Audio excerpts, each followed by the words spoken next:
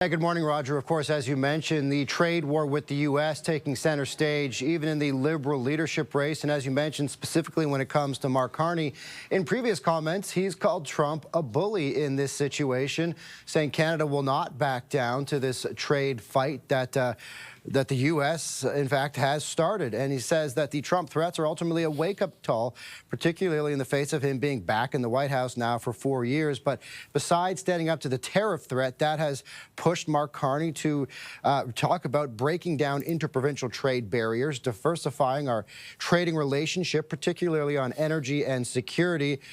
But then on another note, he's also pledged to hit the 2% GDP NATO target by the end of the decade.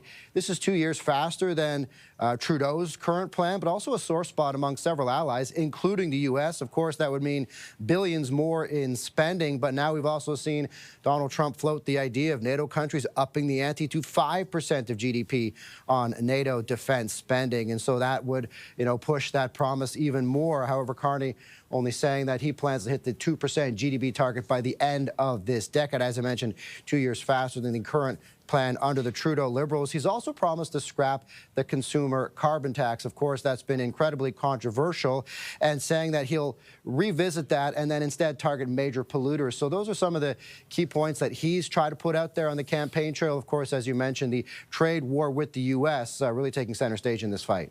Absolutely. And Chrystia Freeland releasing her economic plan.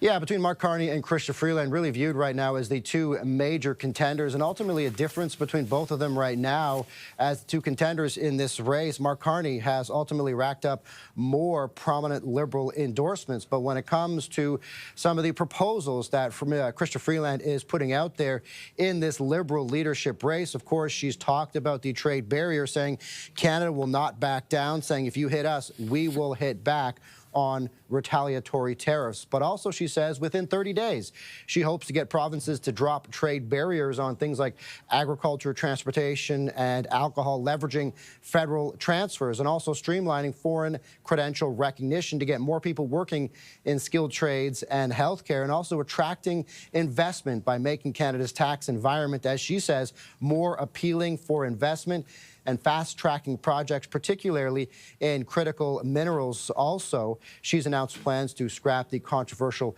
carbon tax. And so there are a few things that separate them in this push to become Liberal leader, but also several things that are quite similar, particularly in the fight against Donald Trump and the potential trade war that is brewing. That, of course, might rear back up in early March. The Liberals will decide on their next leader on March 9th, but this 30-day reprieve that we got will take us to early March. So once again, this might be the main fight in the final days of this Liberal leadership race, Roger. All right, Scott, thank you for that. Thanks, Roger. CTV's